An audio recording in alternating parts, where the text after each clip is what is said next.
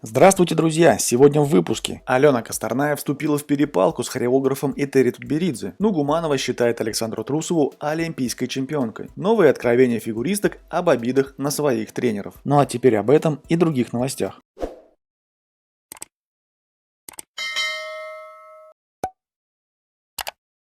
Российская фигуристка Алена Косторная опубликовала фото с тренировки в ЦСКА с подписью «В своем Дубайске. Как обычно, ничего не делаю». В комментариях ей написали «Тебе лишь бы выпить», на что Алена ответила «Не, мне лишь бы хвостом крутить, вжух, вжух». Напомним, ранее хореограф группы Этери Тутберидзе Алексей Железняков высказывался об уходе Алены Косторной из группы Тутберидзе. Алексей, то есть она все-таки не работала? Не так, как надо. Этери же не просто так будет прощаться. Согласись, она дала второй шанс, но в итоге началось все то же самое. В этой команде такое терпеть не будут. Да и то, что я сказал, это же не резкость. Если человек все правильно поймет, то все будет нормально. А насчет того, что ты сошел с пьедестала и теперь никто, Этери говорит это своим девочкам постоянно, потому что это правда. До Алены я пытался донести именно это, что нужно не вертеть хвостом, а поработать, и не смотреть по сторонам в поисках виноватых, а покопаться в себе. Тогда у нее все получится. Мне кажется, у Алены просто юношеский максимализм. Она хочет все попробовать, и петь, и скакать, и на лошадках покататься. И это прекрасно. Нужно искать себя, пока есть возможности. Но ты все-таки публичный человек. Целая армия болельщиков ждет от тебя результата. И когда его нет, они начинают искать виноватых. А работа-то где? Алене надо разобраться в себе. Вот и все, сказал Железняков. Российский хореограф Даниил Глихенгаус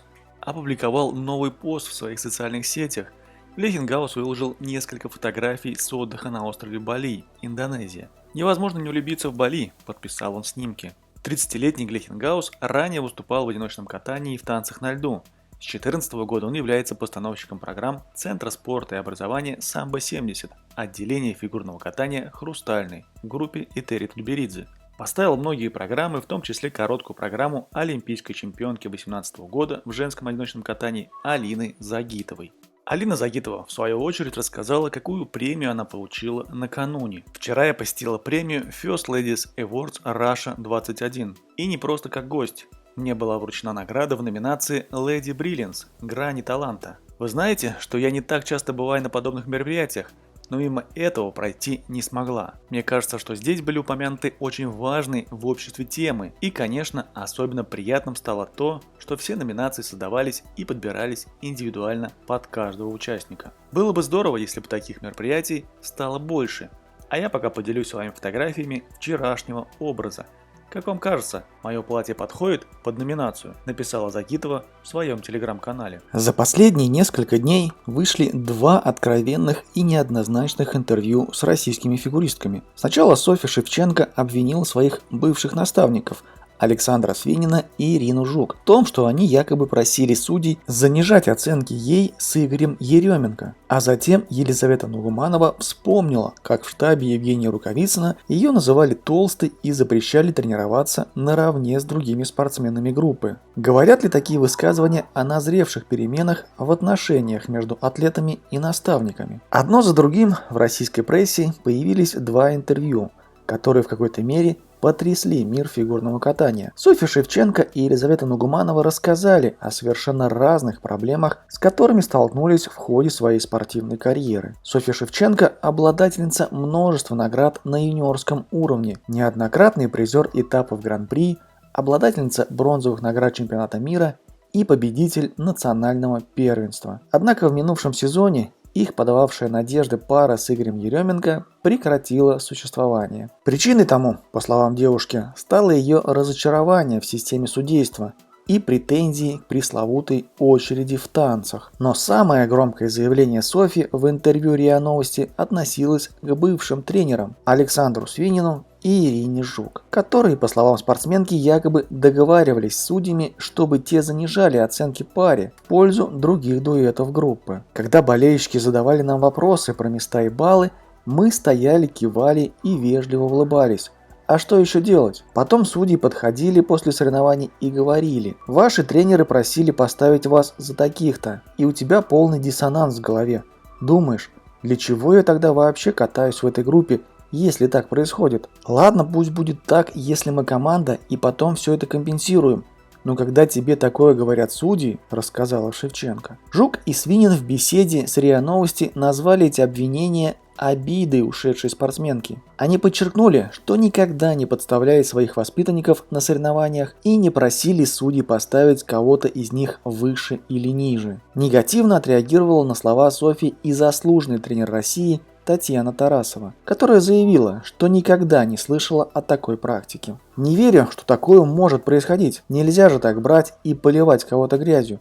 Пусть назовет, кто к кому и когда конкретно подходил и просил занижать им оценки. Мы даже фамилию этой девочки толком не знаем. Она закончила с катанием, даже не успев начать», заявила прославленный специалист. Елизавета Нугуманова также подавала надежды в юниорском возрасте, завоевывала медали этапов Гран-при, но потом ее успехи стали не такими значительными. Летом 2019 года она ушла от Ангелины Туренко в группу Евгения Рукавицына, отметив при этом, что для нее большая честь работать со специалистом такого уровня. И вот спустя почти 3 года спортсменка в интервью Матч ТВ заявила, что подвергалась оскорблениям и унижениям со стороны тренера. «Мне в команде часто говорили, что я толстая, что ничего у меня не выйдет. Были даже такие слова. Ты даже в своих соцсетях скоро никому не будешь нужна со своей фигурой. Забавно было это слышать», вспоминает Елизавета. По ее словам, она старалась следовать рекомендациям наставников и худеть, хотя не считает себя полной. Однако в некоторых моментах, по ее словам, ситуация доходила до абсурда. «В итоге я худела, конечно, но грань переходить нельзя. Я же тоже смотрю на себя со стороны и понимаю, что на льду выгляжу хорошо. Не слепая же я. И если бы понимала, что выгляжу не очень, я бы обязательно все исправила. Но это не так. Но не толстая я. А тренеры мне весь прошлый сезон говорили обратное. Что я полная, что не получается ничего из-за веса», подчеркнула Нугуманова. При этом она заявила, что тренер запрещал ей заниматься во взрослой группе, говоря, что она не заслужила. В итоге фигуристка каталась на детском льду вместе с подростками. В этой истории Татьяна Тарасова также встала на сторону тренера, а не спортсменки. «За весом надо следить, это правда. Надо прыгать, а не говорить и ждать, пока ноги сломаются. Мы тоже так не можем. Мы должны сделать замечание, если человек непрофессиональный и сам не понимает, сколько он должен весить. Команда у Евгения Рукавицына очень хорошая. Все друг друга очень любят и хорошо относятся. Я никогда не поверю, что ее там травили. Они очень внимательно относятся к своим ученикам», приводит слова специалиста «Чемпионат». Оба рассказа свидетельствуют о том, как сильно поменялся менталитет спортсменов за последние десятилетия. Новое поколение, выросшее в эру интернета, более открыто для общения и значительно откровеннее. Они привыкли жить на показ. Большинство активно ведут социальные сети, где рассказывают о тренировках, путешествиях, общении с друзьями. Поэтому и негативными моментами, возникающими в ходе карьеры, им гораздо проще поделиться с другими людьми, чем с предшественниками. Тут стоит вспомнить и недавнее признание Алены Косторной о том, почему она покинула группу Этери Тутберидзе в 2020 году. Фигуристке, по ее словам, надоело, что ее гнобят, чмырят. Хотелось нормального отношения к себе как к спортсмену, как минимум не тотального унижения при всей группе. При этом реакция на откровенные высказывания зачастую оказывается либо негативной, либо примирительно снисходительной. Так президент Центра спорта и образования «Самбо-70» Ренат Лайшев, комментируя историю Нугумановой, посоветовал атлетам пропускать некоторые слова в свой адрес и делать полезные выводы. Нужно сказать спасибо, улыбнуться, продолжать делать свою работу и показать тренеру, что когда-то он был неправ. А в принципе, такое во всех видах спорта бывает. И Николай Карполь в волейболе резко высказывался, и Ирина Винер в художественной гимнастике, и Этери Тутберидзе. Это нормальный рабочий процесс. Повторюсь, просто не надо все близко к сердцу принимать, но в то же время нужно прислушаться к ценным советам тренера, сказал Ренат Лайшев. Безусловно, в этом подходе есть рациональное зерно. Успешные спортсмены, добившиеся высоких результатов, редко позволяют себе жалобы на публику. Чаще всего высказываются те, у кого что-то не сложилось в карьере. Тем не менее, возросшее число недовольства тренерскими подходами может говорить о том, что в этой сфере назрели перемены. Специалисты старой закалки работают в привычной манере, забывая, что любое неосторожное слово может не просто ранить воспитанника, но и мгновенно стать достоянием общественности.